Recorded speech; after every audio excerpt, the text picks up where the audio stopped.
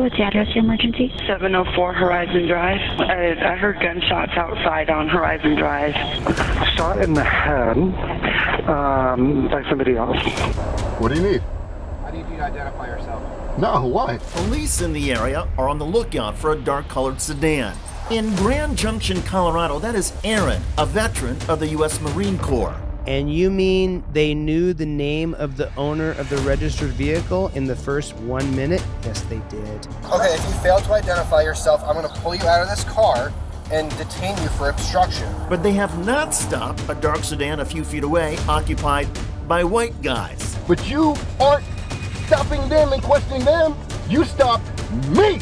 I am a free American, a veteran Marine who's done 4 deployments to f***ing Iraq. You're not going to come up to me and try to intimidate me. Smile it up. Smile it up, because this is going to be on freaking YouTube and you're going to be famous. Smile it up. The police are now facing civil litigation. In the year 2002, I was no-knock raided by the Chief of Police, Michael Moore, of LAPD with an entire SWAT team, twice in the same month. Since that date, I began studying the history of America and constitutional law. I am an autodidactic constitutional law scholar. Over the past couple years, what I've done is I've been able to devise a system, understanding that the police have created a very rigid set of policies, procedures, and protocols that they use to arrest you. I've also created a very rigid set of policies, procedures, and protocols for you to follow that gives you back the power when you're forced to interact with these jackboot thug pigs. It has become a tyrannical jackboot thug police state, prison state, death state. I will win the governorship and I will change the policies from the top down. So this video, this man is a veteran. Don't let them separate us by politics. Don't let them do it. Hello, everybody. I'm David Schuster, and thanks for joining us. All of this began just before dawn on April the 23rd, 2022, with a call to 911. What's the address of your emergency? 704 Horizon Drive. I heard gunshots outside on Horizon Drive, like within a minute ago. How many did you hear? Probably 4 or 5. Moments later, emergency dispatch received a second call. I just had a walk-in of a guy who got shot in the head by somebody else. Aaron was staying at a nearby hotel. His friends were staying at a different hotel just down the street. They had traveled into Colorado for a marksmanship competition. Just a few hours after the street shooting, Aaron went to a gas station convenience store to buy supplies. He then called his friends. I went to a gas station this morning to grab some stuff, and they were saying there was a shooting at 3 o'clock in the morning. There was a shooting at 3 o'clock in the morning? Yeah, so, yeah, at one of the shady hotels or something, I don't know. But yeah, so they have traffic blocked going out on the 70. So we might want to look to see if that's going to impact our route. Aaron's friends were running late, so he drove back to his hotel to wait for them. En route, he missed a turn, put on a signal near the police activity, and did a U-turn. After a few minutes, his friends said they were ready. Aaron waited in the hotel driveway for them to pass so they could caravan together. Is that you? Oh, yeah. Keep going. He followed his friends to a nearby Exxon gas station. Both cars were 4-door sedans with the same dark color. Aaron pulled into a parking spot to wait for his friends. 30 seconds later, he was approached by Grand Junction police officer Tyler Posadas.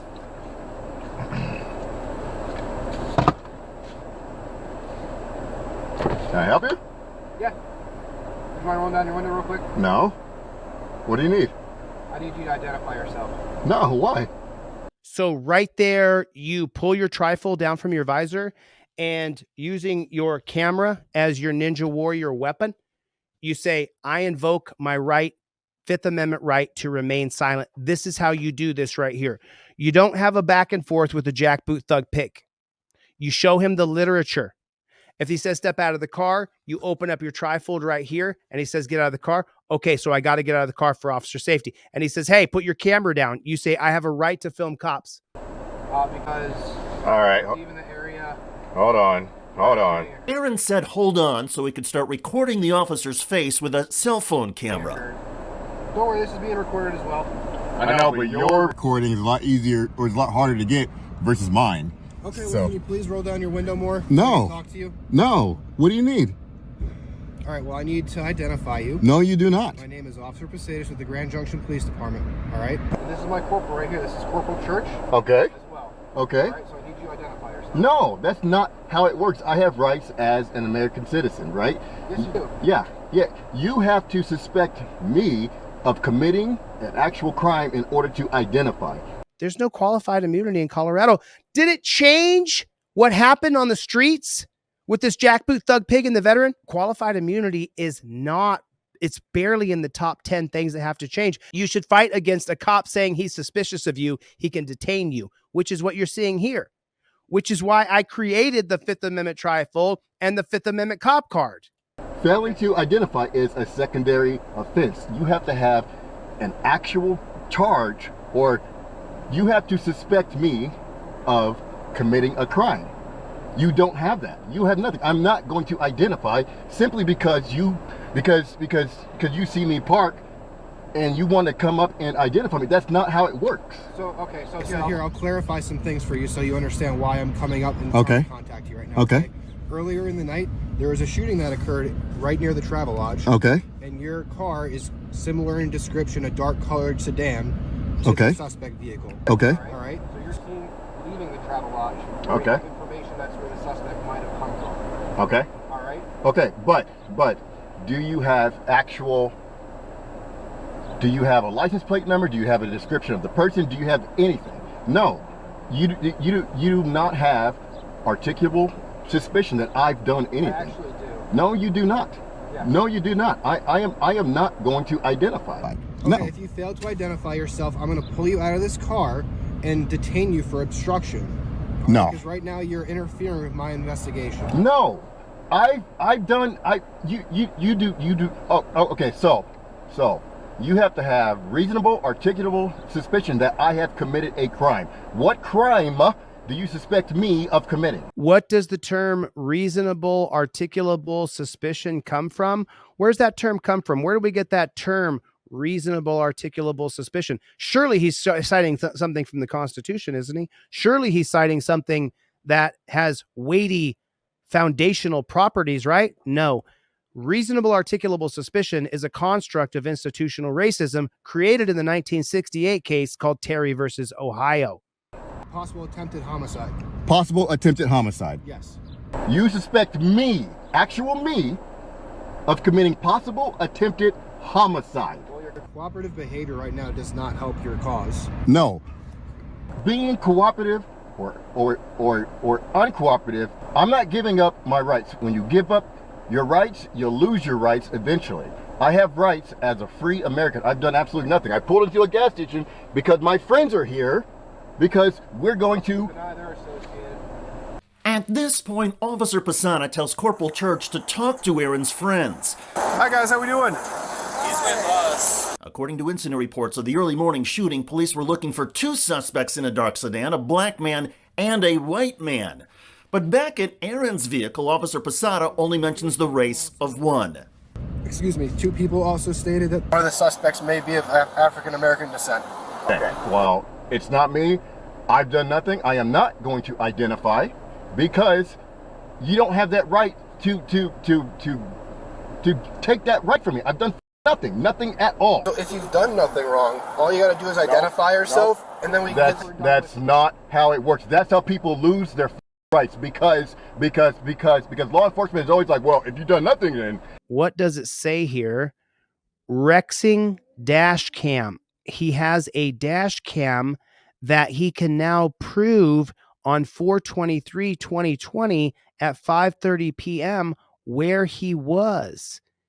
He has a record because he has an internal dash cam that can prove that he was not a shooter. Then you shouldn't be afraid. No, that is intimidation factors. Aaron, I just need your information. Absolutely not. No. Aaron's friends matched the description of the white suspect, but police did not hassle them. Furthermore, by this point, according to incident reports, law enforcement knew the name of the black man they were seeking. And within minutes of talking with Aaron's friends and running Aaron's license plate, police confirmed Aaron was not that man. And yet, while police let Aaron's friends go, I'll be there later. They kept Aaron on the scene. You know, what's funny, my buddies that just left, they were also in a dark sedan. A dark sedan, right? But you guys aren't questioning them. Why? He's being detained. Detainment is a construct of institutional racism created with Terry versus Ohio so that cops could detain Black Panthers and then pat them down. And officer safety is the most important thing. Those are the three tenets of Terry right there. Officer safety, detainment, patting you down. Pat downs now have become what? A POW style of arrest. This stop is not possible without Terry versus Ohio. Answer me why, please. They were in a dark sedan. The exact same color, actually.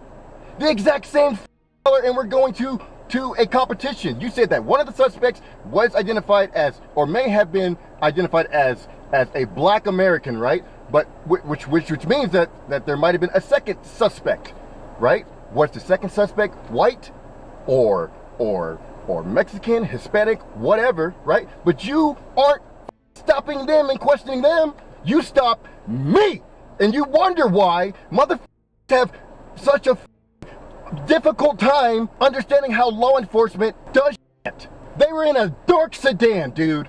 A dark, exact same color as mine. And you did not stop them and questioning them. You're doing it to me. Okay, well, I'm sorry. Nope. Shut your mouth. I don't want to to you. Tell me how to talk, all right? You shut your mother mouth. Corporal, come up here. It's not working.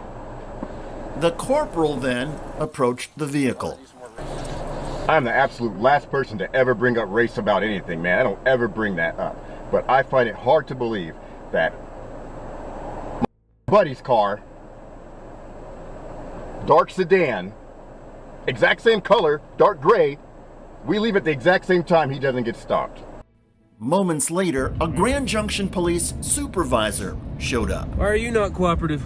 Because I don't have to be cooperative with your investigation. Well, you have to ID yourself. No, I do not. Please give me your name and your badge number, please. Well, no, I won't give you that right now. What do you mean you won't? This is the most ridiculous thing I've ever encountered. Would you like me to explain the reason I'm asking you for your... I would like your name and badge number, please, first. So you don't want me to explain the reason? I would like your name and badge number first. For the record, name and badge number first.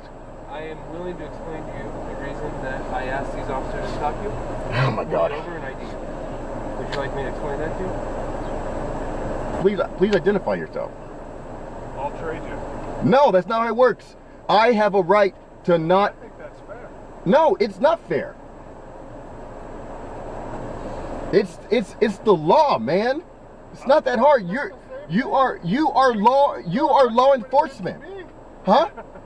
You're disobeying the law. I'm not disobeying the law. You are. I am not disobeying the law. I'm abiding by the law. You guys are not. Yeah. Smile it up. Smile it up, because this is going to be on freaking YouTube and you're going to be famous. Smile it up. The police stopped talking to Aaron, and then 10 minutes later... All right, Mr. Booker, you have a nice day. Good luck at your shooting competition. Off, man. Someone in the background. All right, he's all right, Mr. Booker. His name's Aaron Booker.